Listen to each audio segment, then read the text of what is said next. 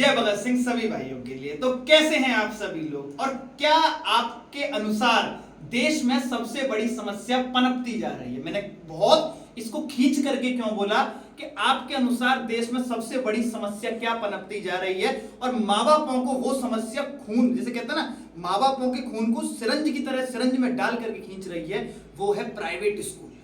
आज मैं बोलूंगा, और मैं एक बात बता रहा हूं, मैं डरता नहीं उस बात को बोलने से, ना मैं दोगलेपन पे आऊंगा।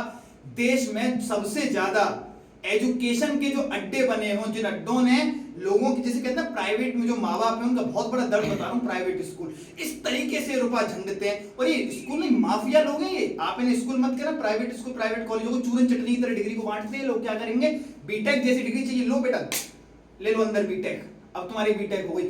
कहने का मतलब है इन स्कूलों ने जो एजुकेशन के नाम पे आडंबर और अपनी संपत्तियां बना, और ये स्कूल पता है किनके?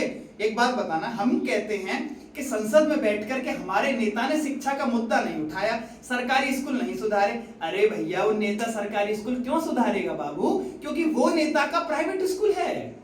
एक बात सोचिए, कौन अपने घर में ताला मारना चाहेगा? नहीं, उसे पता है प्राइवेट स्कूल की फीस का 2-2 लाख 2.5 लाख अत कर दी भाई। छोटे छोटे, एक बात सोचिए, गरीब आदमी कैसे, देखो एक वाली बात है, सरकारी में एजुकेशन बची नहीं और प्राइवेट के नाम पे तो वो जान भी दे देगा ना अपनी, तो भी बच्चा नहीं पढ़ा पाएगा भाई।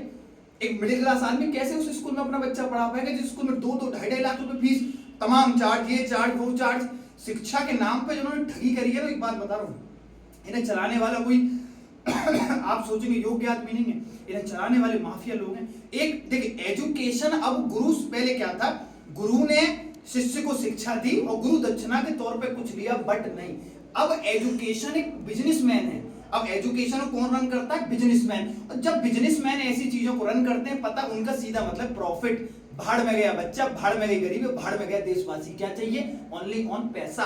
और जब ये पैसा बनाने वालों में प्राइवेट कोचिंगों की भी, सरकारी तो कोचिंग कोई होती नहीं है, उन कोचिंग माफियाओं के भी कह रहा हूं 2-2 लाख रुपए ले रहे हैं।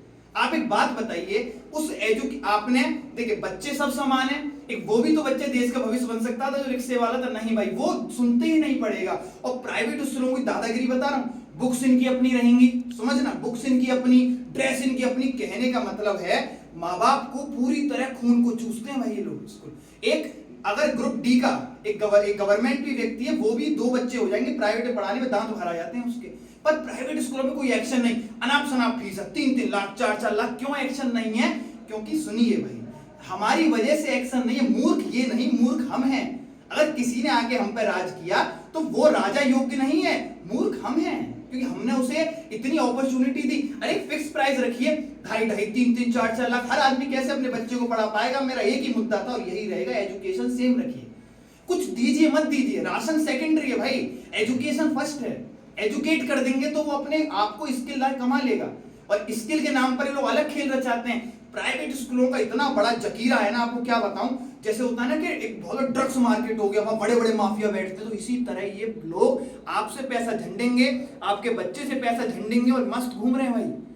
हर कोई बच्चा नहीं पढ़ा सकता, शिक्षावाद फैला दिया, जैसे एक टाइम पे जातिवाद फैला था ना, देश में शिक्षावाद फैल चुका है। और यही प्राइवेट स्कूल हैं जो आपके बच्चे के भविष्य को, भविष्य तो छोड़ दीजिए, 2 लाख रुपए आगे ना कोई मतलब नहीं भविष्य से। इसी के तहत एक नियम आना चाहिए, इन पर कानून बनना चाहिए, जिससे कि हर चीज में जो इतनी अनाप शनाप फीस लेना वो कम हो सके।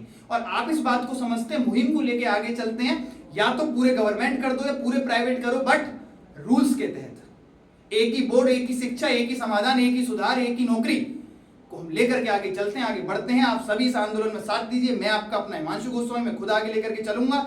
इसी के साथ जय हिंद, जय भारत।